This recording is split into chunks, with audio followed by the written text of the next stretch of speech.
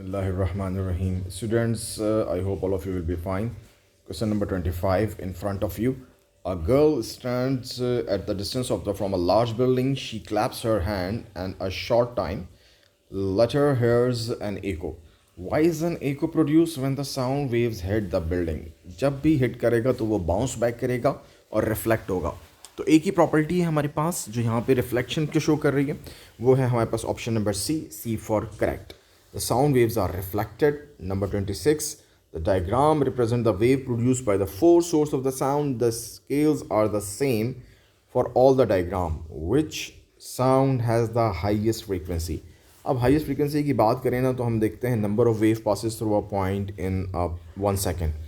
अच्छा जी, मान लेते हैं यहाँ पे कि इसमें उन्होंने स्केल में बस कहा है कि बस इक्वल टाइम दिया. चलें, अब मैं मान लेता हूँ कि ये जो पॉइंट दिए हुए हैं या जो डॉट्स दिए हुए हैं इसको हम, जैसे मैं आपके सामने मार्क कर देता हूँ, ये जो दिया हुआ इसको हम 1 सेकेंड ही मान लेते हैं. चलें, वैसे टाइम उन्होंने दिया हुआ नहीं लेकिन मैंने एज्यूम कर लिया 1 सेकेंड.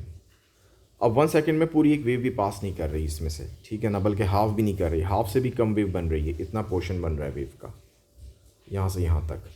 तो ये तो वन वेव भी नहीं है. वन वेव होती है पूरा एक कंप्लीट क्रस्ट. अगर मैं आपको वेव बना के दिखाऊँ तो ये पूरी वेव होती है. एक क्रस्ट और एक ट्रफ मिलकर एक वन वेव बनते हैं. तो 1 सेकेंड में तो ये इसका हाफ से भी कम वेव पास हो रही हैं. तो इसको आगे देखते हैं. Number of wave passing through a point in 1 second. इसमें अगर कहूँ कि मैं 1 सेकेंड के अंदर आधी वेव पास कर रही है, ठीक है जी. यहाँ पे आप इसको, बल्कि मैं ऐसा करता हूँ पूरा ही हम इसको देख के सेलेक्ट कर लेते हैं, फिर उस पर काम करेंगे. यस, अब इसको हम सेलेक्ट करते हैं. अच्छा जी, पहले बार मैं आपको बता चुका हूँ कि यहाँ पे तो 1 सेकेंड में हाफ वेव थी. इसमें अगर मान लें तो कि ये टाइम 1 सेकेंड था, तो यहाँ पे 1 सेकेंड में पास हो रही है आधी वेव, ठीक है ना. इससे नीचे अगर मैं कहूँ तो 1 सेकेंड में अब ये वेव ज़्यादा हो गई हैं. अब यहाँ पे फ्रीक्वेंसी बढ़ रही है. इसमें 1 सेकेंड में पूरी एक वेव पास हुई है और 1 सेकेंड में 1 वेव पास हो गई है, ठीक है जी. यहाँ पे फॉर्म हो रही है. नीचे देखें तो अब मज़ीद यहाँ पे इस टाइम में, बल्कि इसमें तो और ज़्यादा हो गई है.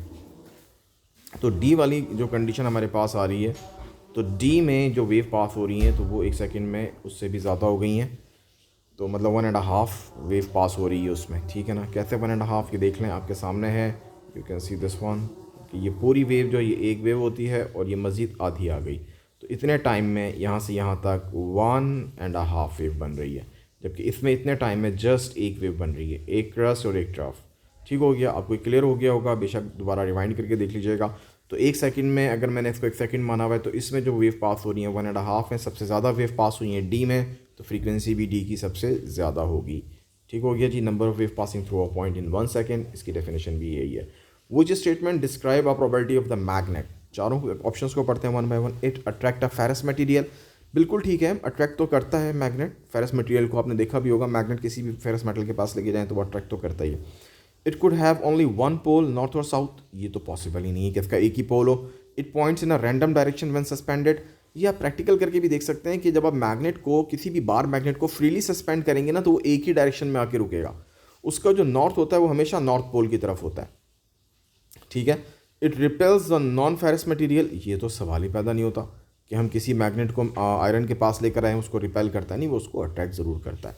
तो option number A he justify कर रहा है इस एमसीक्यूज़ को, बाकी ऑप्शन तो जस्टिफाई नहीं कर रहे. तो इसलिए 27 इज़ द राइट ऑप्शन. 28 की अगर हम बात करते हैं कि which procedure may be use to demagnetize a steel bar. Cooling it in a freezer.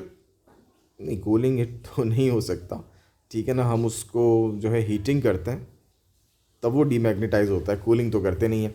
Earthing is it with a copper wire. Earthing करने से भी नहीं होता डीमैग्नेटाइज. वो चार्ज के लिए होता था कि चार्ज ख़त्म करना हो तो अर्थिंग करते हैं. तो डीमैग्नेटाइज करने के लिए बिल्कुल भी नहीं हम यूज़ कर सकते बी ऑप्शन को.